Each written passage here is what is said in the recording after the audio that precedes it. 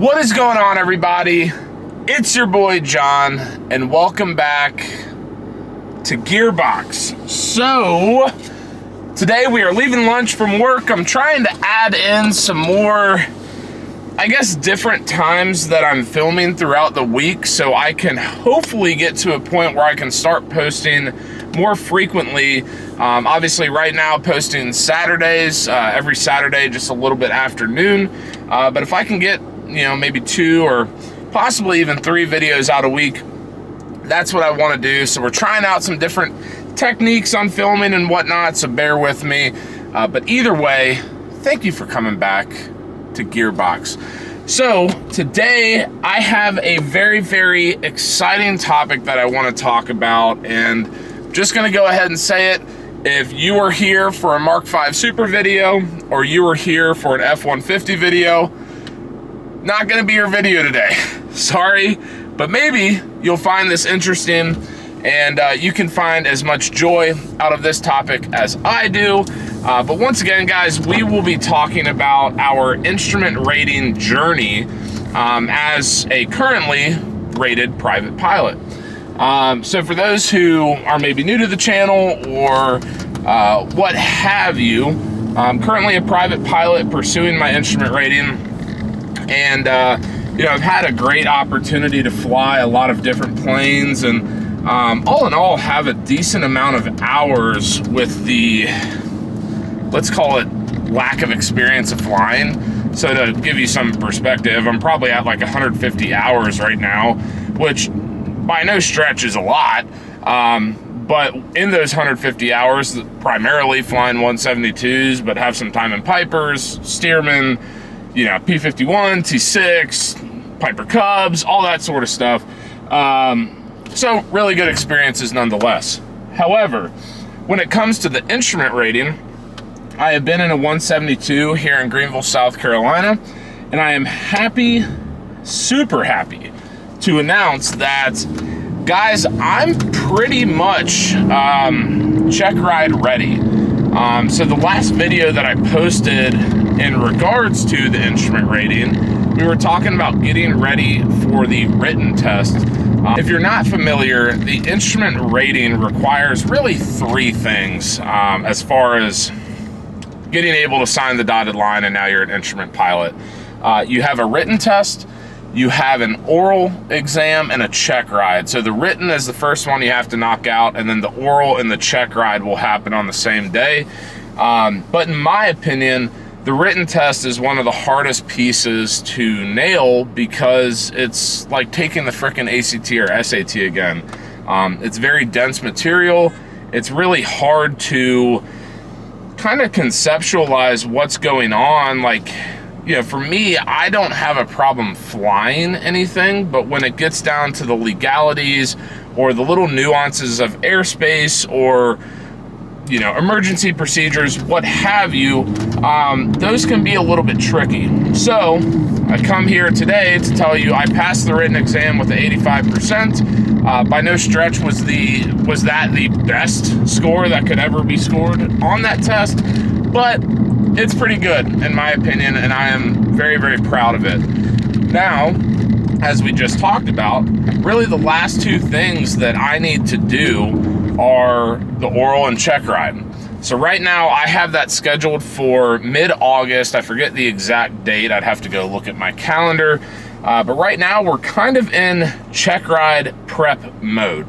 To, I guess, update you on my hours, I have like 12 more hours of cross country to get, which to some people might seem like a lot, but really the majority of my flights that I'm scheduling right now are anywhere from 2 to 4 hour stints of scheduling the 172 that I'm flying.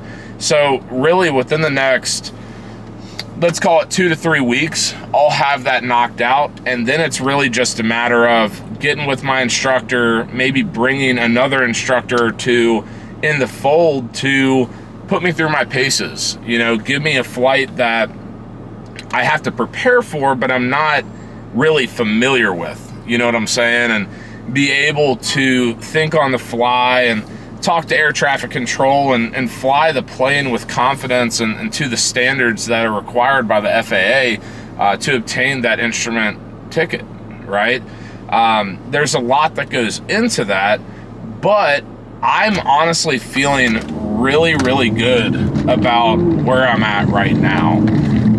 As far as approaches and stuff, have no issues whatsoever.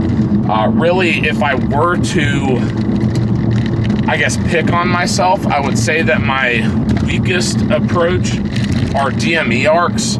And really the only reason that is the case is because we only have a DME arc probably 70 miles away from my home airport. So it's not easy to get to. There's a lot of, I guess, logistics that have to go into getting to that airport. But I've flown it on the full motion sim that is counted toward my instrument time. I've flown it on Microsoft Flight Simulator. You know, I've done everything that I possibly can to set myself up for success should that be a, you know, approach that I have to fly on my Checkride. But with that being said, RNAV, you know, LNAV, LPV, ILS, VORs, what have you, they're easy, guys. It's really not difficult. If you know how to read a plate, you should know how to fly the approach. As long as you are comfortable with trimming out the aircraft and, you know, being able to get ahead of the airplane is, you know, one thing that pretty much every instrument rated pilot or every pilot in general talks about, is getting ahead of the plane as much as you possibly can. You know, as you brief the plate, make sure you're putting in the tower frequency, make sure you're putting in the approach frequencies, get the ATIS as soon as possible, tune the VOR frequency, that type of stuff. So when you get into the approach, when you hit that initial approach fix, you're not scrambling and, you know, ultimately going to fail your Checkride because you are thinking about way too many things outside of just strictly flying the plane. So I feel really good about that. Now, really my biggest concern right now, and saying that it's a concern is a little bit of a overstatement, but it's really the oral. And the only reason the oral gives me any pause for concern, or, you know, however you want to put it, is there's no set framework for the oral, right? You hear all the horror stories of DPEs just absolutely hammering their students, and I'm not saying that's right or wrong, but what's tough about that is if you know what you're going to get hammered on, you can prepare better, right? One of the biggest things that I've learned going through the instrument rating, and it was definitely a thing as I was going through private, but it was exacerbated in instrument, is as a pilot, we are required to be a pilot, a physicist, a lawyer, a meteorologist, and really anything in between. There's a lot of shit that you have to be able to not only like know and regurgitate the information, but also, you know, have a conceptual understanding of what's going on and how that affects you as, you know, a person pilot, and how it affects you as a pilot with the plane that you are flying. There's a lot of that information that, you know, can be overwhelming. And at the end of the day, will any of us pilots know every single solitary bit and piece of information? No, like that's just not gonna happen. But what I need to keep in mind, and I find myself, you know, trying to think about this and keep it in the back of my head in my personal life. I try to keep it in the back of my head in my, you know, day job as a salesman. When you're in the oral phase, and that word and that idea is just, I wish there was a different way to put that, but we're doing oral here. When you are in that conversational phase of your Checkride, you need to keep in mind that you need to answer the question or the, you know, conversations that's happening with the DPE, but you don't want to overshare. any information, or maybe, you know, you think it's the right thing to say or do, but in reality, because you said something about cirrus clouds, your DPE will then ask you, well, what's the difference between a cirrus cloud and a cumulonimbus cloud? Or, you know, what's the difference between temperature and dew point? And how does temperature and dew point affect you flying as an instrument-rated pilot? You know, if you start opening doors for them, they're going to ask.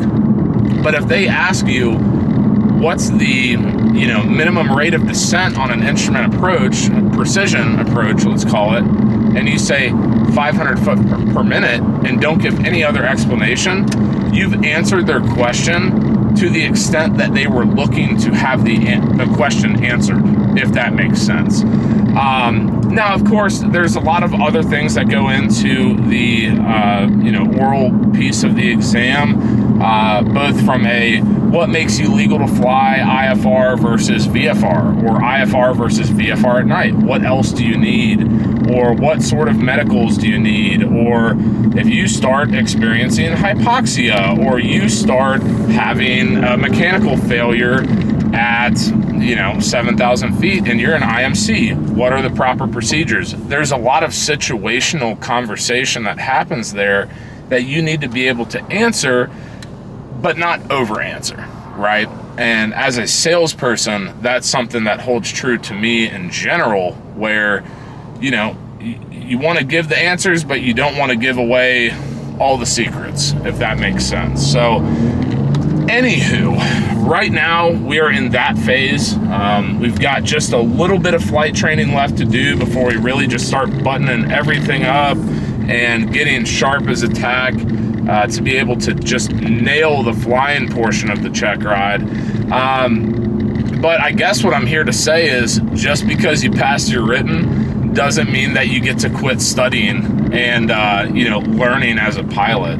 I think that any good pilot is always learning, and yes, that's an M0A thing that's being said. If you're watching this video, I'm sure you've watched those videos as well.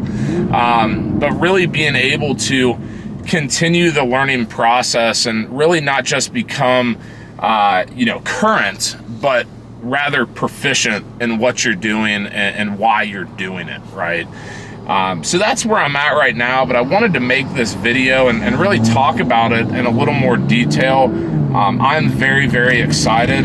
I think I've done, personally, if I were to grade myself, I think that I've done a phenomenal job throughout my training and, you know, flying consistently enough to not have to relearn concepts, but also not burning myself out, or, you know, having the paralysis by analysis thing that I'm sure a lot of pilots go through when they are going through their instrument training, because there's a lot of information to take in and conceptualize. So anyway, guys, that was probably the most long rambling video ever, or at least one of them. But I did want to update you on my training. Once again, I'm very, very excited with where I'm at, and I can't wait to continue the journey and eventually get that instrument ticket. I think it's going to ultimately make me a better and, more importantly, a safer pilot. And so I just can't wait to put it to use in the real world and hopefully get a lot more flying hours as the years go on. So with that being said, guys, if you like this video, please give it a big fat thumbs up. If you have any questions, comments, or concerns, please drop them in the comment section down below. And as always, hit subscribe, hit the notification bell. You know the drill. And until next time, peace. 留在自己那张脏乱的床，手摆好姿态对我装上了糖，感觉很忙，特别勉强又不